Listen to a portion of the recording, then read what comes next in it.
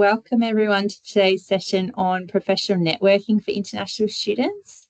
And for those of you who don't know me, I'm Belinda Murphy and work in the careers team here at Griffith University and based at the Gold Coast campus. But we also have careers advisors who are based in Nathan campus and also online as well.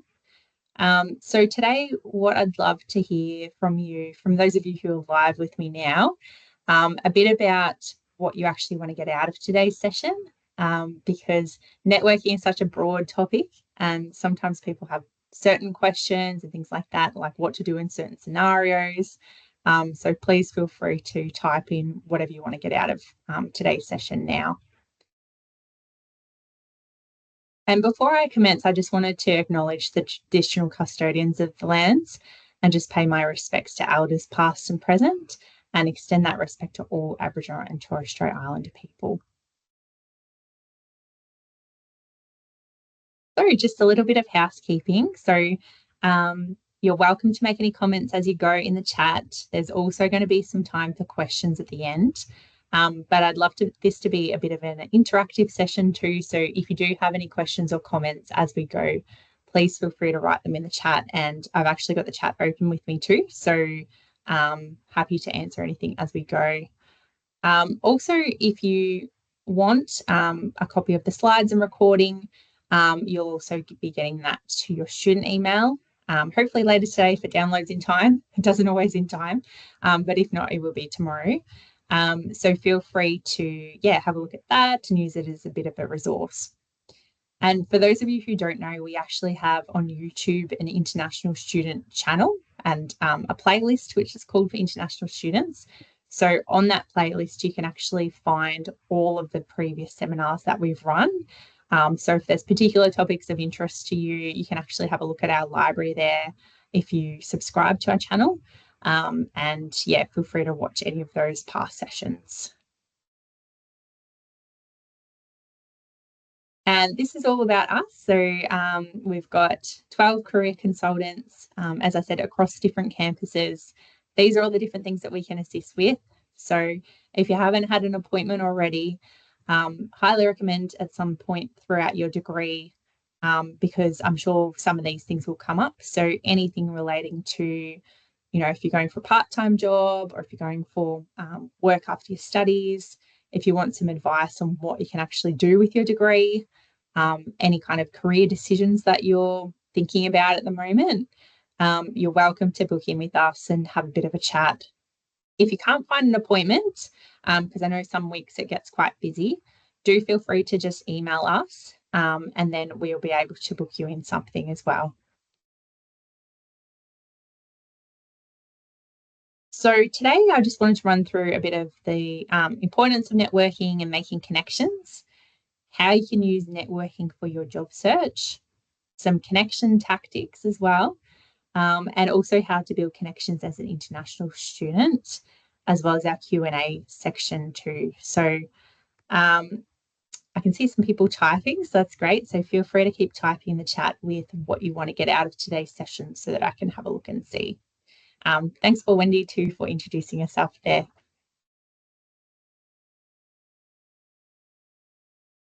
So firstly, just want to have a think about how you're currently making friends at university. So some of you, I saw Wendy there, you're in first trimester.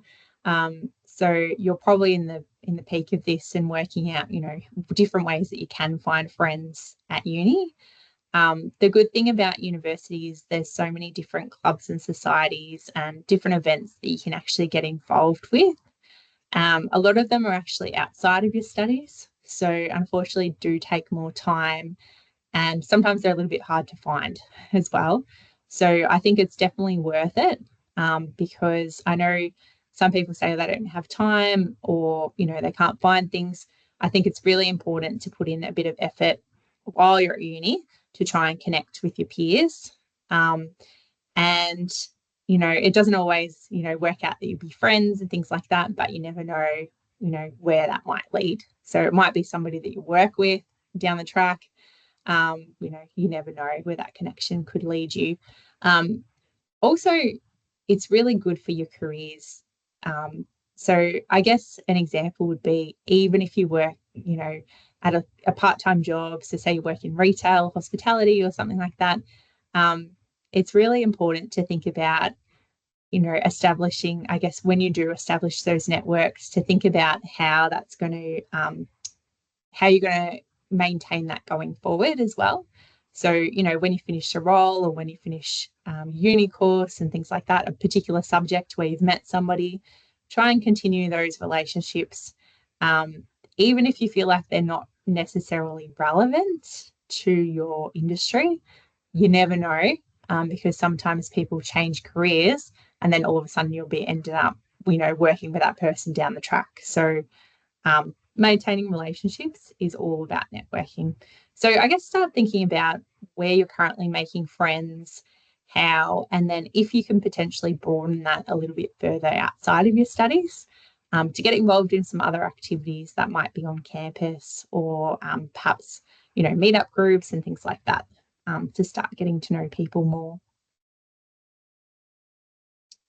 So what is networking? So ultimately, networking is just building relationships. So the aim of networking is to engage information and opportunities, and also create a support system that's mutually beneficial. So I guess we don't want a relationship that is, always asking questions and always, taking from that person.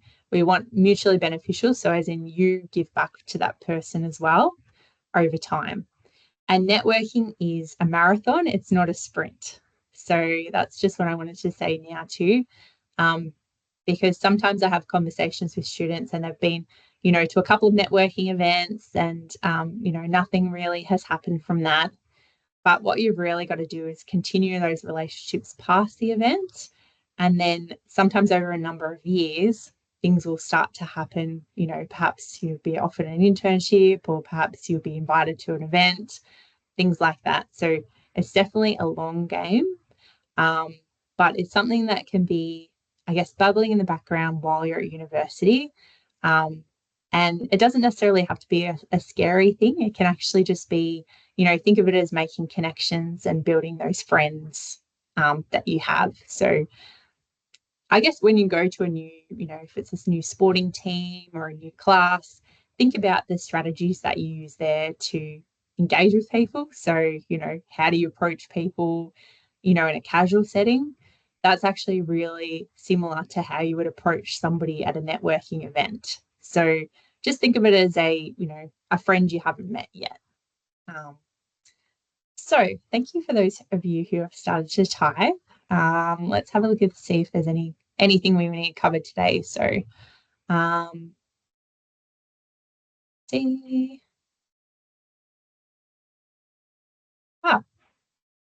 Great. Okay. For comments, thank you everybody for typing. Yeah, feel free to still type if you do have any questions that you wanted to answer during this session. It's great to get to know everybody. So why build connections? So I guess at the end of the day, there's so many different reasons you might be connecting and attending this session. As I said, so these are some of the most common reasons that people come to these kind of events. So you might know that about 70 or 80% of jobs are actually never advertised. So a lot of jobs are through networking and through people that you know.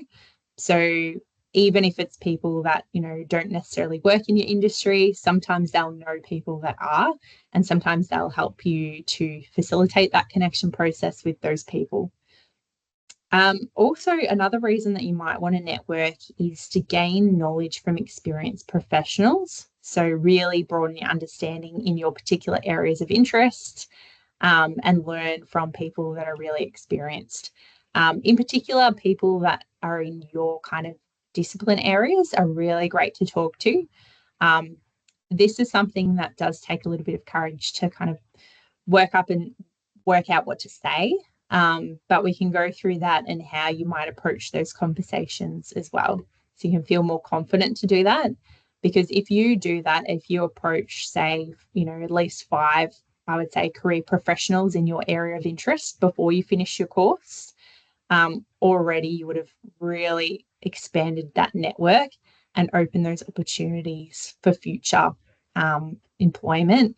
But also, you might find that when you do go into those workplaces, you actually already know people. So isn't it great, to have that network without actually having to work yet, I guess, in that field.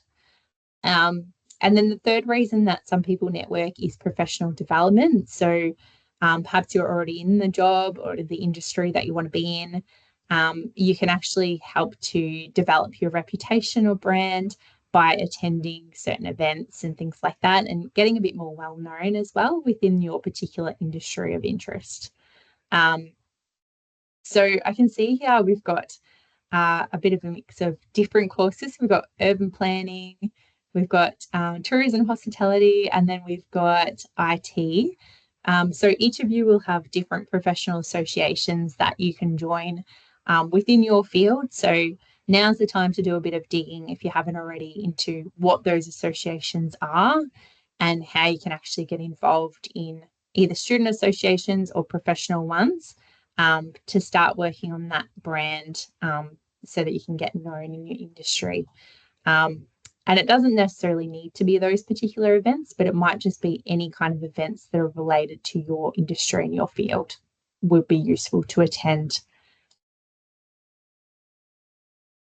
So you might want to start to think about who are the people that have made the biggest impact of your life. So, and this is again different for everybody.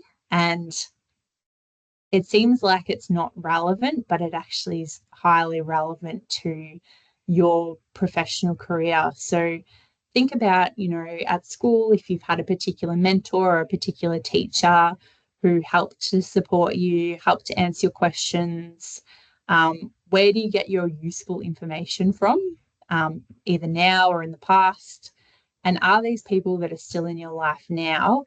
And if not, how can you potentially get either those people in your life or similar people in your life and keep connecting with those kind of people? Because, unfortunately, sometimes time passes and then it's hard to stay connected with people. It's often hard with teachers, but now that you're at university, you can actually get to know your course conveners and your actual tutors that are in your classes. So I'd recommend, attending where you can, so you can get to know them and they can get to know you, because remember, they're actually in this industry that you want to get into as well. So always a useful contact, maybe even add them on LinkedIn, and connect to all of the support services that we have at Griffith. So like us and the International Student Advisors, the counsellors, wellbeing team. So everybody that you can find, I would try and connect to, and just find your people. So find the people that you feel like give you the best information that works for you. Because it's not going to be the same person for everybody, even if you're in the same discipline. You've just got to find the people that help you with your questions and you feel like, you can really talk to them properly and build those relationships and those connections. And remember too, when you do meet these people that have really helped you, always ask them the question, is there anyone else that you'd recommend that I speak to as well? Because that can really help to open up the doors to what else might be out there and who else there might be that would be good to talk to within your industry. So opportunities are attached to people. So always think of this. So any kind of opportunities are often to do with somebody. So even when you're, say, for example, you're attending something online, say it's a networking event online, you don't know anyone going in, I'd always recommend before you go to those situations to try and research who's going to be there. So how sometimes you get like a calendar invite or something, you might actually have a list of other people that are going to be there. And in that case, I'd probably start to have a look and see, who are these people that are joining, get to know them a bit more before you attend, if possible. Sometimes it's on Blind CC, you can't. But wherever you can, try and do that research before you go in to feel a bit more comfortable with who's actually going to be there. but also any opportunities, so any jobs, internships, everything like that, they're all attached to people. So the more you get to know the people hiring, but also people that work in these particular organizations, probably the more likely you are to be successful for an interview and then to get the job, because you're getting well known in the community.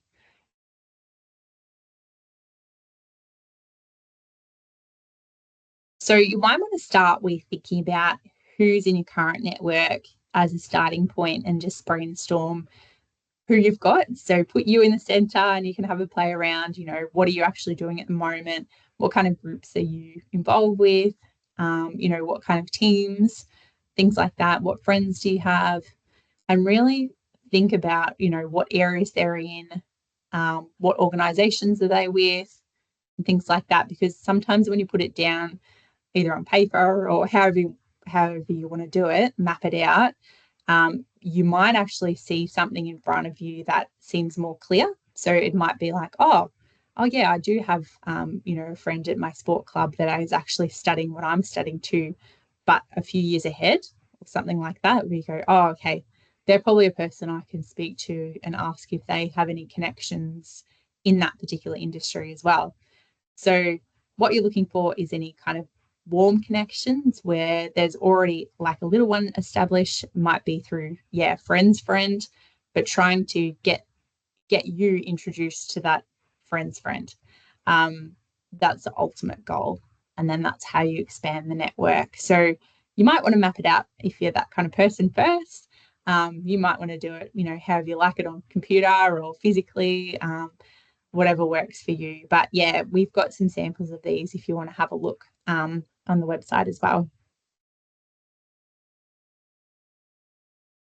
So where to network? So I know so we've got, Kevin said, looking forward to upcoming networking events. So yeah, often there's a lot of networking events happening. Sometimes you've got to dig a bit to find where they are, what platforms they're on, when they're happening, if it's actually going to work in with your studies as well.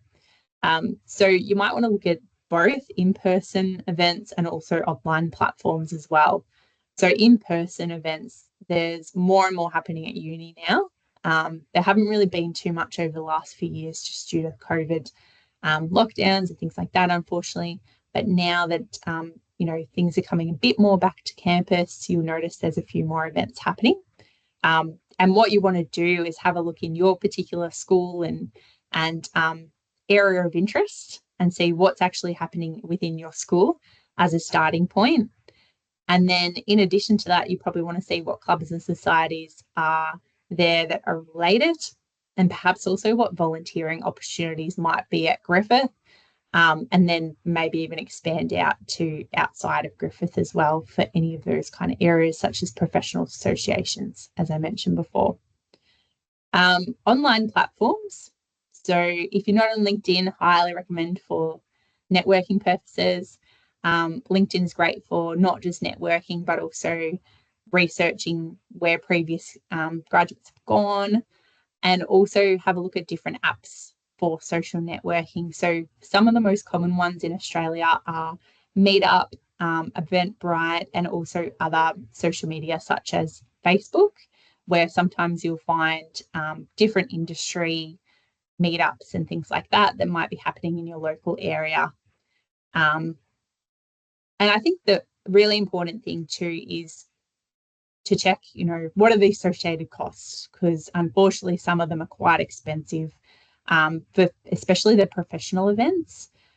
So what you really want to find ideally is the free events through Griffith, but also there's a lot of free events in the community too. So especially on Eventbrite, you can filter for free events. You can type in like a keyword, filter for free events, and type in your location, and up will pop anything of interest that has that keyword in it. So you might want to start with those and just see what's around, what you want to get involved with. So I'd recommend to do kind of a combination of all of these things, and I'll provide you with the Griffith specific website where I'd recommend you start with soon as well. So rules of networking. So If you do go to a networking event, don't go with the intention to ask people for a job, because that won't work. That strategy won't work. The reason for that is because you haven't built that relationship yet. So this is why the whole rapport building, relationship building is so important, because you only get to that point usually once you already know somebody. However, you can be very curious and genuine, and ask questions. So you can kind of weave it into the conversation without asking directly that you want a job. So, for example, if you go to a networking event and you know that there's some people from your industry that you want to speak to, find where those people are and introduce yourself, and then talk kind of generally about, what else is happening at the moment, what you're studying and things like that. And then if they happen to bring it up of, that they're looking for somebody, or what are you interested in, are you looking for work and things like that, then definitely be honest and genuine that you are looking, but always take their lead first. So don't come out straight away and ask them for something. Just talk generally about the industry, maybe ask some questions about them. So perhaps about how they got into their role, what kind of what did they study maybe at uni, what kind of experience did they have before they got into this role. Because you can say, you're just curious because this is what you're studying too, or you're looking to get into this area once you've graduated too. So something like that, and asking more for advice, is a lot more genuine than straight out asking for a job. And then it's all about give and take. So I guess, if they're helping with you answering your questions, make sure that you leave the door open afterwards, so that if they have any questions for you, or if there's anything that you can help them with, that you can say that, you're going to be there for them as well. That doesn't always happen straight away, but it might happen, like if you connect on LinkedIn, for example. It might be, a few years down the track, something like that. But that's all the rapport building kind of side. If you do go to that event, you don't know anybody, I just start with asking for advice, but also just generally trying to make a friend. So think of it as making a friend. Take a bit of pressure off and just go, okay, the reason that I'm going to this event is just to build a relationship with these people, and get to know some people in my industry and what they actually do, because I want to know a bit more information on that. Question. Thank you. Question. Okay. Okay. So is it worth subscribing to premium? So I would say no, personally. I think with LinkedIn, you can actually get a lot out of just the free one. Unless you're in a recruiter role. If you're in a recruiter position, then it's very useful. But to be honest, that's the only time I've ever used it, the premium version. Sometimes when you go to message people, if you've got the free version, it'll say, oh, no, you can't do that, because they've got the premium or whatever it is, the sales version. In that case, that's okay. Just move on to somebody that you can message. I think at the end of the day, it's quite expensive to keep it up every month. You might even want to just start with the free trial and see how it goes, and then maybe, work out if it's worth it for you, and how much you actually want to pay, and like what you're actually going to get out of it for that money as well. Seem to have several options to subscribe for a person who just graduated. Which ones do you recommend? Oh, okay. Is that LinkedIn as well? Yes. Oh, okay. I think overall, if there's just that free version, yeah. Yeah. I think if you haven't really used LinkedIn before, I would definitely start with free version. Yeah. You can always work up to the paid one if you want. If you're ever in a recruiting position, then it's very useful, because you actually get statistics of, who's applied and where they are and things like that. But as a job seeker, technically, like, you probably won't need it. Thank you for your questions. Please feel free to keep them coming. So hopefully this writing might be a bit small if you're on your phone. But what I wanted to have a look at is if you are messaging people on LinkedIn, so this is another strategy you can do. So messaging somebody on LinkedIn, introducing yourself, asking a question. What do you think is the best response? So we've got number one or number two. So if you have a minute or so to read those options, and then in the chat, if you want to write, which one do you think is the better response? Which is more effective?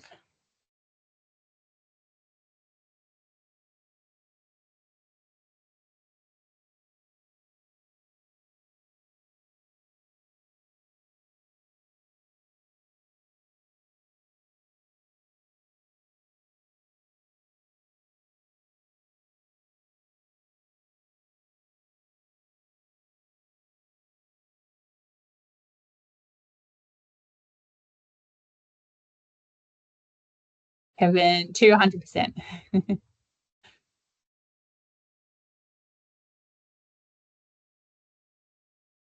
Any other guesses? Two is better. One feels like just want to use people. Yeah. Second, yeah. Yeah, good. It's interesting one too, because on the first look, the first one actually sounds okay, doesn't it? Like it actually sounds quite professional. But then you realize how it's worded. They're actually asking for assistance for a job. And unfortunately, this is something that I get a lot. So this is something that I receive a lot of these kind of messages like number one. But also I know a lot of colleagues of mine receive a lot of number ones, and I know a lot of employers do as well. So I think if you can spend some time to actually, how the second one's kind of asking for that advice again, so that advice side, not the direct role, you'll realize that this is way more effective in building a longer term relationship. And yes, often, things don't come about, from that first meeting, but they will remember you being proactive and actually reaching out to them and introducing yourself. And they'll really appreciate that, especially if they're a recruiter or somebody that, recruits people, because otherwise when they're looking through applications, they just see the same thing all the time and it gets really boring. So if you do this extra effort, it can really pay off. So I guess often, it might be a little bit daunting to send a message like number two, because that, you're going to have to meet this person. You have to actually meet them. And then, what do you say? But there's always time for that. There's always time to prepare. You might want to suggest that they meet either physically or online. So maybe give them the option so that if they're a bit further away from you, then that's still feasible as well to talk to them and ask for that advice. All right, so this is the other way that some people do it as well. So perhaps if you haven't met this person before, you might want to introduce yourself by talking about what you've read about them. So perhaps you've even been following them on LinkedIn or been following their career journey so far. And see how in the second paragraph it actually says, would you mind briefly sharing how you got into the industry and what your perspective on priority skills and emerging professionals would be? So you're kind of like, you're hinting that you're about to finish your course, you're a student, but you haven't directly asked for the job, but you're actually asking for their perspective on the industry. And often when people are passionate about their particular industry and they've studied it themselves, often people love talking about themselves, like as in their career history and what they've done to get into that, because often they're quite proud of that.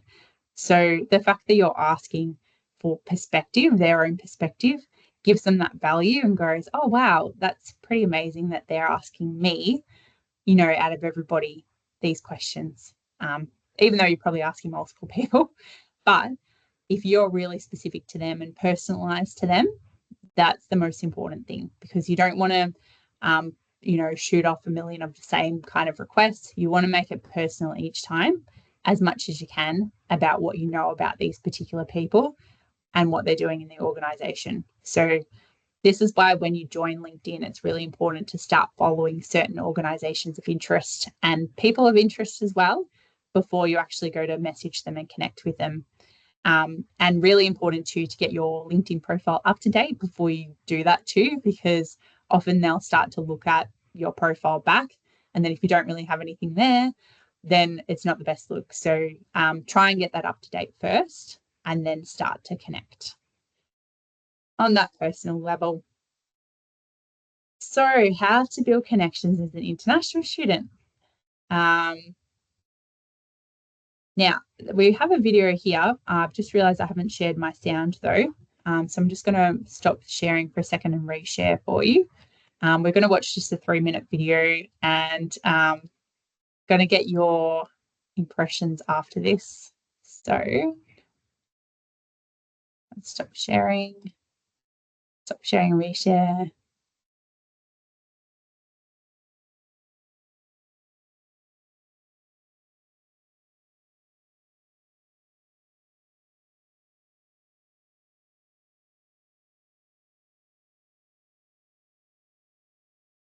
Hopefully no one's seen this video before. Hopefully it's a new thing. It's really interesting though, because even if you have seen this video before, you often get different things out of it. Right, scroll.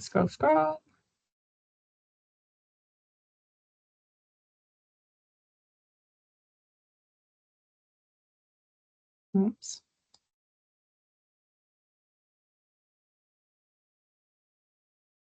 Okay. Let me know if the sound's not working properly, by the way.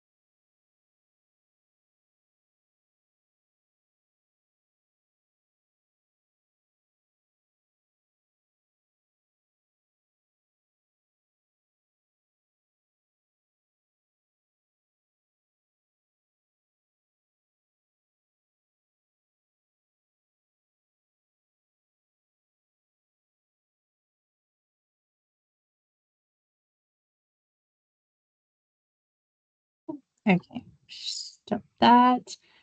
What did everyone think about that? Any new information?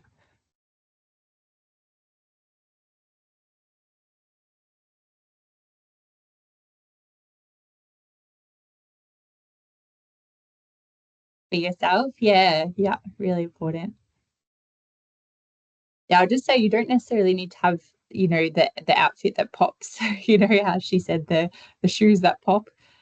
I mean, that's that particular industry. So obviously that's the fashion industry that she was going for.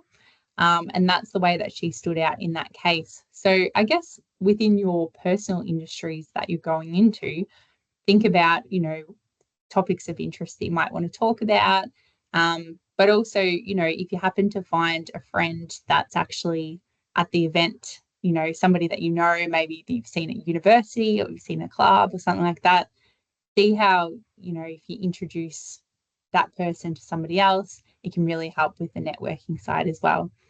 Um, any other things that anyone got from that video?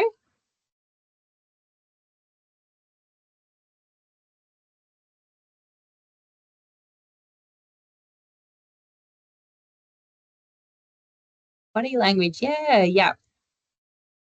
Very good. Yeah. So I guess they said the head tilt when they're listening. But yeah, we'll go through some other signs of body language as well with what's positive body language and really, really important as well. It's not just what you say, it's kind of how you say it as well and how you're acting. Yeah, thanks, guys. If anyone has anything else, feel free to keep typing in the chat. So good thing you mentioned body language because the next slide is all about body language and active listening. So active listening cues are really, maintaining eye contact is really important. Um, Sometimes people lean in and things like that. But also, you might want to say, oh, yes, I see, or yes, or like nodding and things like that when people are talking, and then you can paraphrase what they're saying, so you feel like you have an understanding of what they're saying. So all of these kind of cues are really important as well when you're engaging with a new person. But again, you probably do this with your friends. You probably do this in day-to-day life. So there's not really too much difference. It's just the fact that these people at the moment are strangers that you're looking to communicate with. But think of it as somebody that, you could get to know. And yeah, if you be yourself, then that's the main thing. But these are some common courtesies in Australia. And in particular, I know sometimes I talk to students about their eye contact and how that's not normal in their culture, that's something that they really do. And that's totally fine. If you're not comfortable with any of these aspects, then that comes back to just being yourself, doesn't it, as well? Sometimes you'll notice that, some people might, um, I guess, ask you questions as well. So I think always be really prepared if you can with what you're actually going to say, if people do ask you questions back, because it's probably not going to be, a one-way conversation. That's not ideal. So you want to think about, what are you going to do before networking? So if it's a particular event, what to do during and also afterwards as well. So there's a lot of writing on this slide. I'm not going to read it all out at the moment, but you will get these slides to have a look through. So there's nothing wrong about going alone, as we just saw in the video.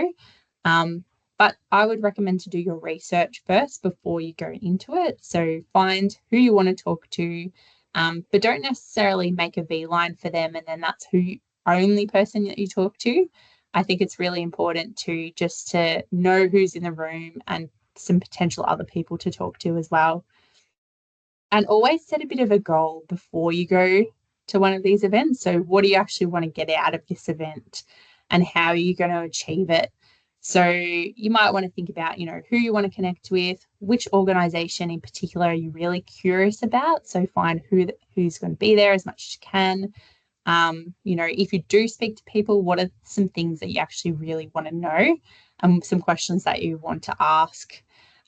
So there's some samples there on the other line of potential questions. So things like, what do you enjoy about working in this particular area?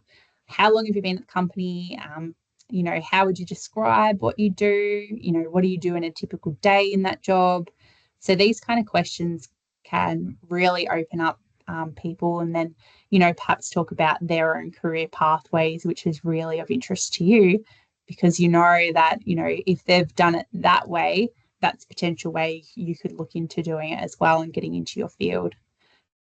During the session as well, you want to make sure that you really actively listen, prepare those questions, and then build those authentic relationships. So always ask some questions first. Sometimes you get the talkers, so sometimes you get people that just talk, and maybe they don't actually ask any questions about you, but that's okay. You'll often have other people to talk to as well, and it's okay to move out of a conversation as well. There's a few tips here on how to actually engage in a small group networking events. So basically, this is interesting here. So prepare your English day, make yourself be approachable. So this, we actually have a ex-international student as a careers advisor in our team, and Mooney, some of you might know her, and she's actually from Korea, and she put this slide together, and I was like, oh, what do you mean by that? And she just said that when she was an international student, she found that because she had her English name as well, when she goes to these events, she used to actually introduce herself with her English name instead. So her actual name is Moon Yi, but she goes by Mooney. So yeah, really interesting. Obviously, you don't have to do that, but that was just a tip that she said she would recommend as well as a fellow international student. Feel free, if you're comfortable, to go up to, if it's another pair of people, or like maybe a small group is a little bit less intimidating. Introduce yourself. It's okay to say something like, excuse me, I don't mean to interrupt, but I just wanted to come over and introduce myself. So that's fine to do, because you're at a networking event, so everyone's there to meet new people. So it's okay to do that in those settings. And it might feel like it's a bit awkward at the start, but the more that you do that, the more comfortable you'll get with those kind of scenarios. Handshakes are quite common in Australia. So of course, you can wait to take their lead. So if the person doesn't look like they're going to, that's okay as well. But if they do go out for a handshake and you're comfortable to do that, then I would take that opportunity and say, something like, nice to meet you, ask for their name, and then continue the conversation from there. So that's one method that people would do. Exiting the conversation. So as I said before, sometimes you get like a talker or somebody that's, maybe you don't really enjoy talking to, or you feel like there's someone else you want to talk to, you have to leave and things like that. It's fine to leave the conversation and just say, it was really nice talking to you. I'm just going to go over here now, or I've just got to leave now. Or if it is somebody that you genuinely want to connect with going forward, at that stage where before you're exiting the conversation, you can actually ask for their LinkedIn. You can say, do you mind if I add you on LinkedIn, or are you on LinkedIn? In the video, they've had people with business cards. So if you have a business card, you could give that out, or you could ask for theirs, and things like that as well. So, something like that. Nice talking to you. Look forward to seeing you at another event if I don't see you before.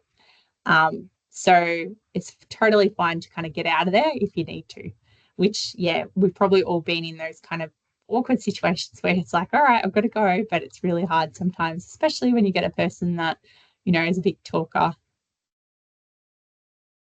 So after the networking events, what you really want to do is sustain that connection. So follow up. So whenever you do meet with somebody and you have gotten their LinkedIn, or you have got some other way of contacting them, send them an email or send them a message saying, it was really nice to meet you. Is there any other events you're going to? Or, you could ask questions after that, or you could just say, hopefully we'll see you again soon. Try and stay in touch. So if, a couple of months passes, you might want to send them another message and say, hey, introduce yourself again. Say, oh yeah, we met back a few months ago. I just wanted to touch base and see how you were going with this. So you might remember part of your conversation about, maybe they were working on a certain project, or maybe they were recruiting or something like that. And basically that's how you would keep the connections warm. So going forward, you'll get more and more and more and it does get a bit difficult to keep these connections warm. But sometimes people actually set like a bit of a reminder of, these are the people I want to keep in touch with. And then if you set a reminder every few months, that can really help to prompt you to send a quick message and just ask how they're going and what they're working on at the moment. And you give an update about yourself too. So you could say, oh, hey, now I'm in my third year and these are the projects that I'm working on. And I thought of you because, I remember the conversation that we had about this. So you can kind of link it back to them, but at the same time, you're giving an update.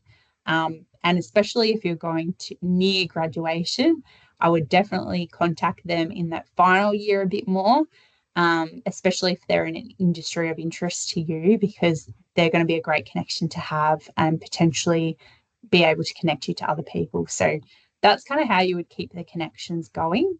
And if you felt like you had a really great relationship, you might want to even ask them for a one-to-one meeting as well. And again, to ask those questions if you haven't had a chance at the event to actually go through, how did you get a new job? What do you like about your job? What's a typical day involve? What did you study? And things like that. So you can always ask for follow-up meetings as well at that point. We've got here, there's a few other examples that you can have a read through.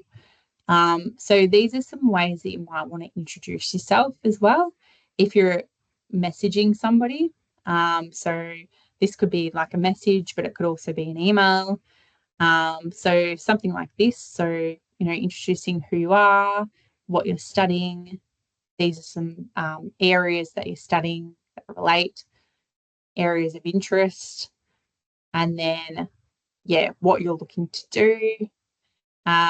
Ideally, you would always ask some kind of question as well so that they feel like they need to respond, because we don't kind of want to just introduce yourself and then that's it. You want to make sure you ask some questions. And then from that, you can usually gauge who's actually going to be involved, like as in who's going to be responding long term, because unfortunately some people don't, and some people don't even, check emails or LinkedIn that much. So you want to find people that are quite active if you can on these platforms.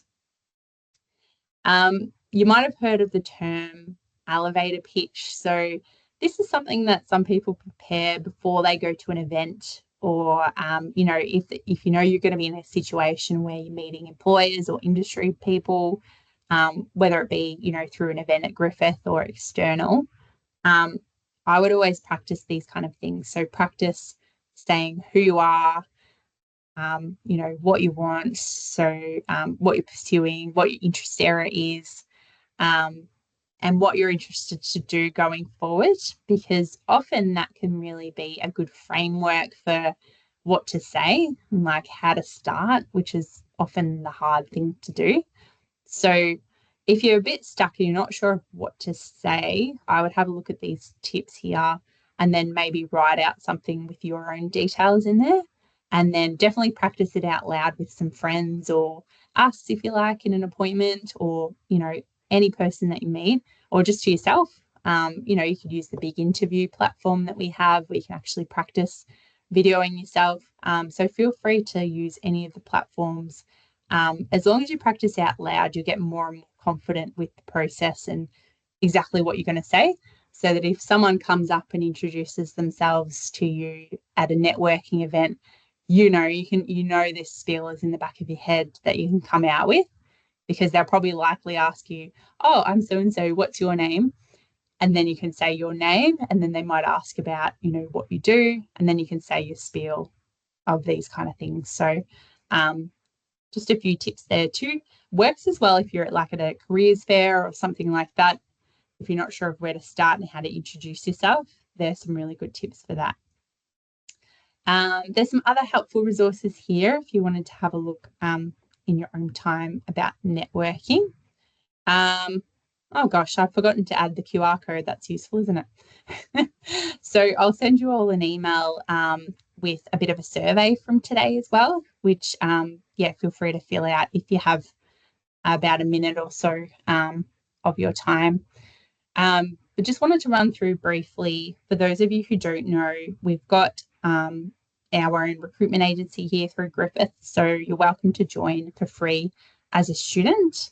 And I would recommend to network with the team. So actually send them an email, introduce yourself, ask for a one-to-one appointment because they do those. It's just not really advertised. So I would definitely email them and say, you know, these are the kind of roles I'm looking for. Get your resume up to date before you join them as well, so that it's all ready to go. You might want to look at Career Hub for any events that are coming up. So any kind of industry events that you've got. We've actually got an event coming up for those of you who are in postgrad or HDR. We've actually got a networking event happening at the Nathan campus, and it's going to be on the 31st of October. It's a Get Connected event, and it's going to be in the afternoon. Thursday, the 31st of October, I think it is. So please do keep an eye out because that should be on Career Hub soon if it's not already. And that event is just, we're going to have a lot of industry professionals there. And it's going to be kind of similar to what we did last trimester for those of you who attended last trimester's speed networking events as well.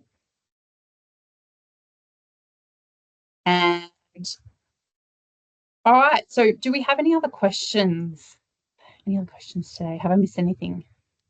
Any questions?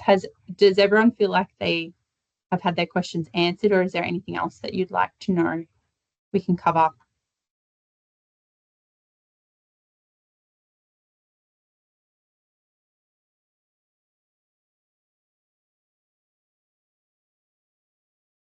Feel free to type, or you can take yourself off mute if you like, if that's easier.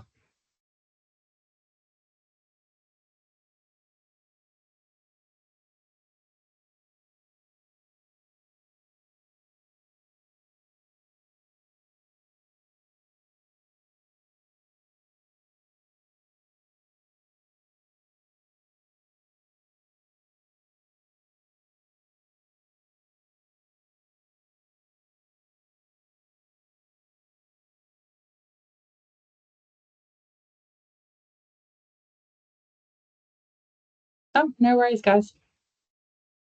Okay.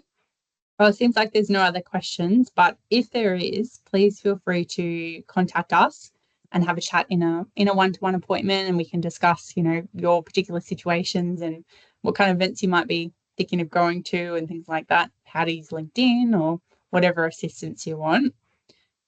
Please do feel free to reach out, and we hope you've enjoyed today's session and look forward to seeing you at the others. So we have a few more sessions running next week. Now I can't remember which ones.